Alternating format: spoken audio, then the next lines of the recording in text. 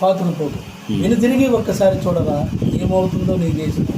కులాల చిచ్చులు మతాల ఆలోచనలు మనం మానవత్వమే మనుగడగా నశైపోవచ్చున్నది.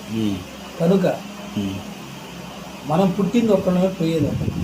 ఈ మధ్యలో మనం సంపాదించుకోవాల్సిన ప్రకృతిలో కానీ మనుషులతో కానీ ప్రేమాభిమానాలు ఈ కులం వల్ల మనం దూరం చేసుకున్నాం. కనుక ప్రతి ఒక్కరు కులం అనేది ఎవడు పెట్టాడు, ఎక్కడ పుట్టింది, ఎవడు పెట్టాడు, అసలు ఈ కులం అనేది ఎక్కడ పుట్టింది, ఎవడు పెట్టాడు, దీంతో లాభమైంది నష్టమైంది.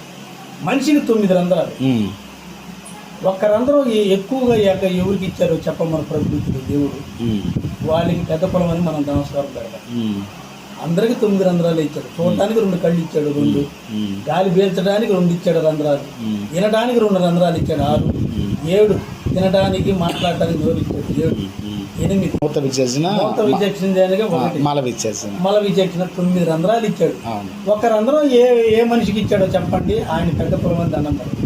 కనుక మనిషిని ప్రేమించండి, మనిషితో సావాసం చేయండి, మనిషిని గౌరవించండి.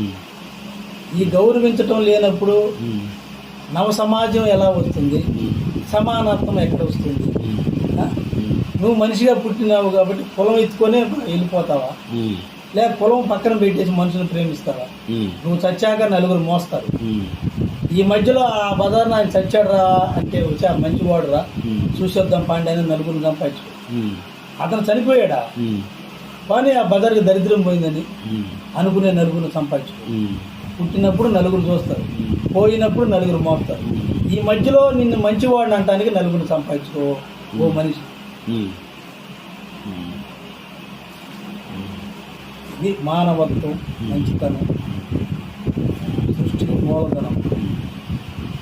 కనుక మనిషిని ప్రేమించండి, మంచితనాన్ని గౌరవించండి, మంచిగా బతకండి, మనిషిని ప్రేమించండి, మంచిగా బతకండి. అది ఈ 4 రోజులు ఎందుకు ఈ కుల మత భేదాలు, అది ఎవరు ఎంతకాలం బతుకుతారు, ఈ నటన కోసం మనం ఎవరు శాశ్వతం కాదు. కానీ సమాజాన్ని మార్చే మాటలు పాటలు రాస్తారు. ఏలైనగా ప్రపంచాన్ని జయించాలని కులాన్ని ఎదిరించి మనుషులను అవమానించి పరిగిస్తున్న ఓ మనిషి, ఇంటికెళ్ళి నీ భార్యను గౌరవించు, నీ బిడ్డను ప్రేమించు.